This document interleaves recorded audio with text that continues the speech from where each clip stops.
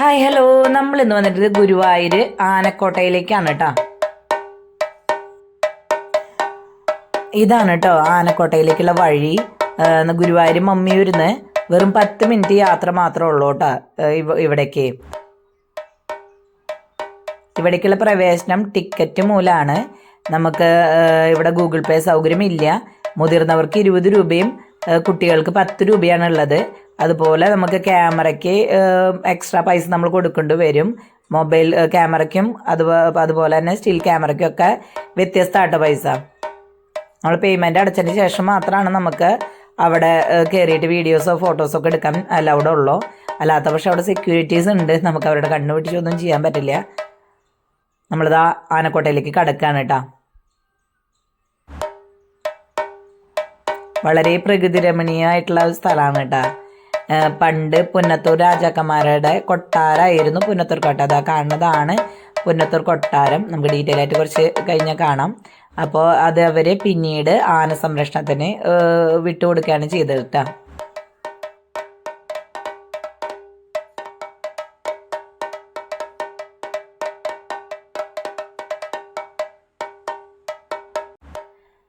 ഇതാ പുന്നത്തൂർ കോട്ടയും അതിനോട് ചേർന്നിട്ടൊരു ക്ഷേത്രമുണ്ട് കേട്ടോ.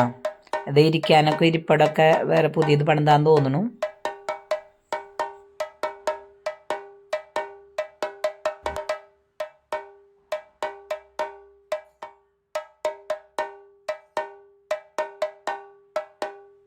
ആനക്കോട്ടയിലേക്ക് കടക്കുമ്പോൾ തന്നെ പുന്നത്തൂർ കോട്ടവരെ അവിടേക്ക് പോണ വഴിക്ക് 2 ആനകൾ നിർത്തിയിട്ടുണ്ട്. 2 പാപ്പാന്മാർ അവിടെ നോക്കുന്നുണ്ട് അതിനെ. അപ്പം നമ്മളപ്പോൾ അങ്ങനെ അടുത്ത് നോക്കിയപ്പോഴാണ് കുളത്തിൻ്റെ അടുത്ത് നിന്ന് ഒരു ആനേനെ പുറത്തേക്ക് കൊണ്ടുപോകാനാന്ന് തോന്നുന്നു. അത് പോകുന്നുണ്ട് പട്ടിയൊക്കെ പിടിച്ചിട്ട്. അപ്പോൾ പലതരത്തിലുള്ള വിസിറ്റേഴ്സ് വരുന്ന പല വിസിറ്റേഴ്സും പല നാടിൽ നിന്നുള്ള ആൾക്കാരും നമുക്കവിടെ കാണാൻ പറ്റിയിട്ടാണ്. അപ്പം ബ്രഹ്മകുമാരി സന്യാസിനികളെയാണ് ഇപ്പം നമ്മൾ കണ്ടത്. ഇതാണ് നമ്മുടെ പുന്നത്തൂർ കൊട്ടാര അകലേ എന്നുള്ളൊരു വ്യൂ. പല അവിടെ നിന്നിട്ട് ഫോട്ടോസൊക്കെ എടുക്കുന്നുണ്ട്. പണ്ടത്തെ പ്രതാപത്തിൻ്റെ അവശിഷ്ടങ്ങളാണ് കേട്ടോ കാണുന്നത്. നമ്മുടെ വടക്ക് വീരകഥയിൽ സിനിമയിൽ കാണാം. പലതിലായിട്ട് നമ്മുടെ ഗീതയും അതുപോലെ തന്നെ മാധവിയൊക്കെ വരുന്നതും മേലത്തെ വഴി കൂടെയൊക്കെ നോക്കണത്. അപ്പം എനിക്കത് കണ്ടപ്പോൾ ഓർമ്മ വന്നു. അപ്പം അതിൻ്റെ തൊട്ടപ്പുറത്ത് ചെറിയൊരു ആലുണ്ട് അതിൻ്റെ ഉള്ളിലേക്ക്. അപ്പോൾ ഒരു ഉള്ളിലൊക്കെ ഒരു ഇതായിട്ട് ഗ്യാപ്പായിട്ടൊക്കെ ഉണ്ട്. അപ്പോൾ കുറേ ആൾക്കാർ ഫോട്ടോസ് എടുക്കുന്ന കാരണം ഞാനും കണ്ടപ്പോൾ ഞാൻ പറഞ്ഞു കുറച്ച് ഫോട്ടോസും വീഡിയോസൊക്കെ എടുത്തു തരുമെന്ന് ചോദിച്ചപ്പോൾ അവർ ഓക്കെ എന്ന് പറഞ്ഞു. അപ്പം ഞാൻ അതിൻ്റെ ഉള്ളിലേക്ക് നോക്കുന്നുണ്ട്. ഏതെങ്കിലും പാമ്പ് ചേട്ടന്മാർ അതിൻ്റെ ഉള്ളിൽ ഇരിക്കുന്നുണ്ടെങ്കിൽ വെറുതെ അവർക്ക് പണിയാവുണ്ടല്ലോ എന്ന് വെച്ചിട്ട് നോക്കി. കുഴപ്പമില്ല. ഇത് നമുക്ക് ഇതിൻ്റെ എന്താ പറയുക പഴയ അതിൻ്റെ പ്രൗഢിയുടെ അവശിഷ്ടങ്ങളാണ് കേട്ടോ കാണുന്നത്. നമുക്കതിൻ്റെ ഉള്ളിലേക്ക് പ്രവേശനം ഇല്ല. കാരണം എന്ന് വെച്ചിട്ടുണ്ടെങ്കിൽ അതിൻ്റെ പലതും ഓടുകളും മരങ്ങളും ഒക്കെ ജീർണാവസ്ഥയിലാണ്.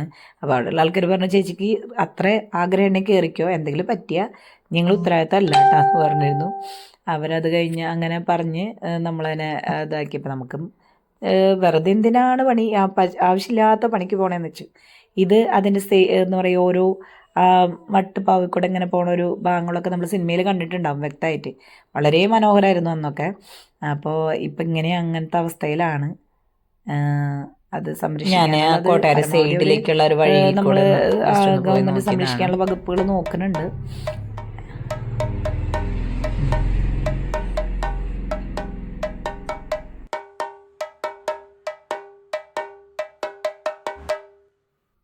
അതതിൻ്റെ സൈഡ് ഭാഗങ്ങളാണ് കേട്ടോ. കോട്ടാര സൈഡ് ഭാഗങ്ങളൊക്കെ ആയിട്ടിപ്പോൾ അതൊന്നും ഉപയോഗിക്കാൻ പറ്റും. ഇതതിൻ്റെ സൈഡ് ഭാഗത്തുള്ള വ്യൂ ആണ് കേട്ടോ. അപ്പോൾ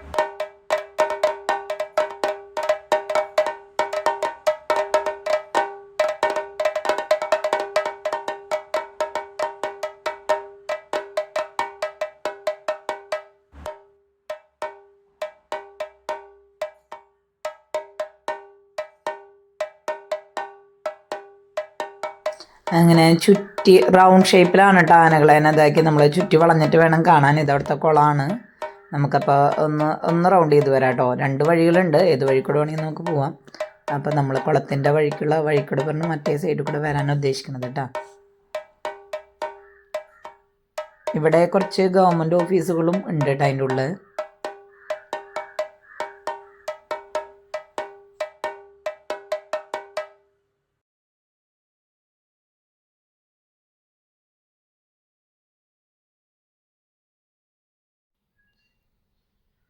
ഇതാ കുട്ടിക്കൊമ്പന്മാരെ നിൽക്കണ കാണാണ്ട്. ഒരു കുട്ടിക്കൊമ്പൻ, നല്ല നീളമുള്ള കൊമ്പൊക്കെ ഒരു കുട്ടിക്കൊമ്പൻ നിൽക്കണ കണ്ട് അവിടെ.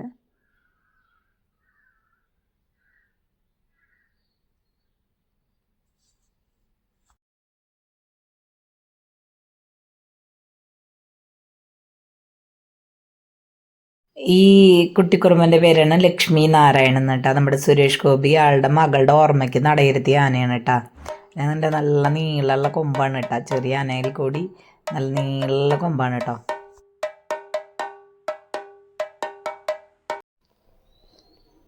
ഇതാണ് കേട്ടോ ഗോപികൃഷ്ണൻ. മറ്റേത് ലക്ഷ്മി നാരായണൻ, ഇത് ഗോപികൃഷ്ണൻ. 2 കുട്ടി ആനേനാണ് നമ്മളിപ്പോൾ ഇവിടെ കണ്ടത് കേട്ടോ. ഉണ്ണിപ്പിണ്ടി ഇതാ ഉണ്ണിപ്പിണ്ടിയൊക്കെ കഴിച്ച് നല്ല ഇതായിട്ടിരിക്കുന്നത്. ഇത് കുറച്ചുകൂടി ക്യൂട്ടായിട്ട് എനിക്ക് തോന്നിയിട്ടാ. ലക്ഷ്മിനാരായണറ്റും കുറച്ചുകൂടി ക്യൂട്ടാണ്. മറ്റേത് ലക്ഷ്മിനാരായണൻ നല്ല നീളമുള്ള കൊമ്പാണ്. കുഞ്ഞാനയിലും നല്ല നീളമുള്ളൂ. ഇതിന് അത്ര നീളമില്ല, പക്ഷെ ഒരു ക്യൂട്ട്നെസ് ഉണ്ട്.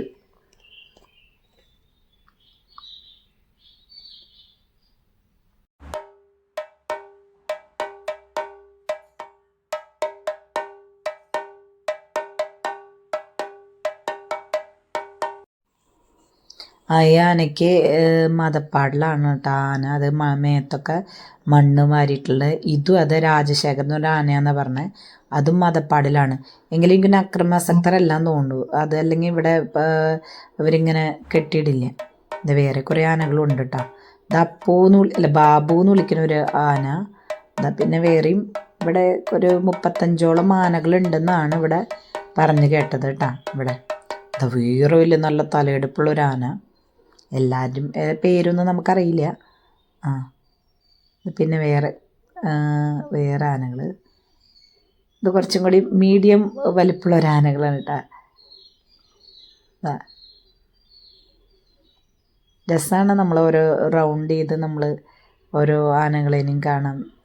അപ്പം നല്ല പ്രകൃതി രമണീയമാണ് കേട്ടോ. അവിടെ ആലുകളും വർഷങ്ങൾ പഴക്കമുള്ള ആലുകൾ, അതിൻ്റെ ഇതൊക്കെ ഇതാ ഒരാന ഇങ്ങനെ ആടി നിൽക്കണതാണ്. ഇപ്പോൾ ആനരപ്പം ഒരു സെൽഫി എടുത്താൽ ഇത്ര അടുത്ത് നമുക്ക് എടുക്കാൻ പറ്റുള്ളൂ. ഇല്ലെങ്കിൽ വെച്ചിട്ടുണ്ടെങ്കിൽ കുഴപ്പമുള്ള ആനകളല്ല, എന്നാലും നമുക്കൊരു പേടി.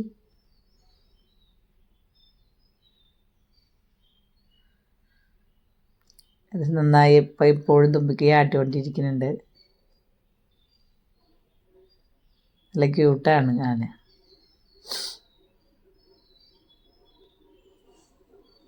ഇത് പിടിയാനാണ് കേട്ടോ.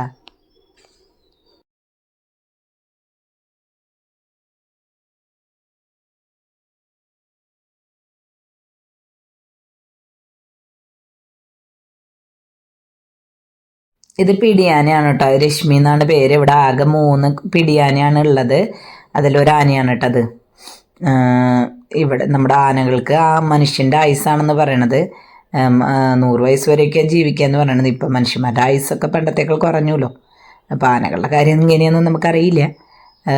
പക്ഷെ നമ്മളെപ്പോലെ വിഷമൊന്നും കഴിക്കാത്ത കാരണം ചിലപ്പോൾ ആനകൾ 100 വയസ്സ് വരെയൊക്കെ ജീവിച്ചിരിക്കുക, 100-120 വയസ്സ് വരെയൊക്കെ ജീവിച്ചിരിക്കുന്നൊക്കെയാണ് പറഞ്ഞത്. ഇത് മൂഴിയാന എന്ന് പറയൂ കേട്ടോ. നമ്മൾ ട്രാൻസ്ജെൻഡർ എന്നൊക്കെ പറയില്ലേ, ആണും അല്ല എന്നാൽ ഇതിന് എന്താ പറയുക, കൊമ്പില്ല, എന്നാൽ ആണാണ്. മൂഴിയാന എന്നാണ് അങ്ങോട്ട് അവർ പറഞ്ഞത് കേട്ടെ. അതായത് വേറെയും ആനകൾ. ഇവിടെ ഒരു ഭാഗത്ത് ഈ നല്ലോണം മതപ്പാടുള്ള ആനകളെ മാത്രം, ഇത്തിരി അക്രമാസക്തരായ ആൾക്കാരെ മാത്രം അവിടെ ഈ ഭാഗത്തേക്ക് കേട്ടോ. അവിടേക്ക് നോ എൻട്രി ആണ്. എന്നുവെച്ചാൽ അവിടെ കുറച്ചും കൂടി വയലൻ്റ് ആയിട്ടുള്ള ആനകളാണ് ഉള്ളത്. അപ്പോൾ അവിടേക്ക് പ്രവേശനമില്ല കേട്ടോ. ഇവിടെ പിന്നെ ഒരു അമ്പലം പണിയുന്നുണ്ട് അവിടെ അതിൻ്റെ ഉള്ളിൽ. അപ്പോൾ അത് നമുക്ക് അതിൻ്റെ ഉള്ളിൽ കാണാൻ പറ്റില്ല, പണി പൂർത്തീകരിച്ച കാരണം നമുക്ക് കാണാൻ പറ്റില്ല. സൈഡിൽ കൂടെ ഇങ്ങനെ കാണുന്ന ഒരു കാഴ്ച തന്നെയേ ഉള്ളൂ. അപ്പോൾ ഇനി നമ്മൾ ഒരിക്കൽ വരുമ്പോൾ നമ്മൾ അത് പൂർത്തിയായി ഇട്ടുണ്ടാവും. അപ്പം നിറയെ മരങ്ങളൊക്കെ കൂടിയിട്ടുള്ള ഒരു ഇതാണ് കേട്ടോ. ഇതിൻ്റെ ഉള്ളിൽ നിറച്ചും മരങ്ങളുണ്ട്. ശരിക്കും കാടിൻ്റെ പ്രതിനിധി ചെറുതായിട്ടൊക്കെ ഇങ്ങനെ വരുത്തിക്കാൻ. ഇവിടെ വേറൊരു പിടിയാനും കൂടി ഉണ്ട്. നമ്മൾ പറഞ്ഞല്ലോ 3 ആനയുണ്ടെന്ന് പറഞ്ഞല്ലോ, 3 പിടിയാന. അപ്പം അതിലത്തെ ഒരു പിടിയാനും കൂടിയാണ് കേട്ടോ. നമ്മൾ 2 ആളെ കണ്ടു, 3ാമത്തെ ആന എവിടെയാണെന്ന് എനിക്കറിയില്ല, കണ്ടില്ല. ഇപ്പം അത് വേറൊരു കൊമ്പനാനും കൂടി ഇവിടെ ഉണ്ട്. പിന്നെ നമ്മൾ ഫസ്റ്റ് കണ്ട ആനേനെ അവർ കുളിപ്പിക്കാൻ നിൽക്കണം കേട്ടോ. അപ്പോൾ അവർ കുറച്ച് വീഡിയോസ് എടുത്ത് തരുമെന്ന് ചോദിച്ചപ്പോൾ വീഡിയോസ് എടുത്തപ്പോൾ വെച്ചാൽ നമ്മൾ ആനരെ അങ്ങനെ ആനരക്കുളി സീൻ കാണുന്നവർ കണ്ടോളൂ കേട്ടോ. ഇതാണ് നമ്മുടെ ആനരക്കുളി സീൻ. നന്നായി ഉരച്ചവർ പാപ്പന്മാരൊക്കെ നല്ല ഇവിടെയൊക്കെ ആനകൾ തന്നെ അത്രയും നീറ്റ് ആൻഡ് ക്ലീൻ ആയിട്ടും അതേപോലെ തന്നെ അവരുടെ ആരോഗ്യത്തിനും എന്താ പറയുക കർക്കിടക മാസത്തിൽ അവർക്ക് സുഖചികിത്സകളും ആനയ്ക്ക് വേണ്ട കാര്യങ്ങളൊക്കെ ഗുരുവായൂർ ദേവസ്വം ബോർഡിൻ്റെ വക ചെയ്യുന്നുണ്ട് കേട്ടോ. അപ്പോൾ അത്രയും ഇതായിട്ട് തന്നെയാണ് ആനേനെ അവർ സംരക്ഷിക്കുന്നത് കേട്ടോ. ആനകളെ വളരെ നന്നായിട്ട് തന്നെ പരിപാലിക്കുന്നുണ്ട്. ഇത്രയും 35ഓളം ആനകളെ തന്നെ അവരെ സംരക്ഷിക്കുന്നുണ്ട്. ഇപ്പം നിലവിൽ 35 ഉള്ളത് കേട്ടോ. അപ്പോൾ ഇതോടുകൂടി നമ്മുടെ ഇന്നത്തെ എപ്പിസോഡ് വൈൻഡപ്പ് ചെയ്യാണ്. അപ്പോൾ നിങ്ങൾക്ക് എൻ്റെ വീഡിയോ ഇഷ്ടമായിരുന്നെങ്കിൽ ലൈക്ക് ചെയ്യുക, ഷെയർ ചെയ്യുക, കമൻറ്റ് ചെയ്യുക, സബ്സ്ക്രൈബ് ചെയ്യുക, സപ്പോർട്ട് ചെയ്യുക. ഇനി അടുത്ത വീഡിയോയിൽ വീണ്ടും കാണാം. അതുവരയ്ക്കും ബായ്.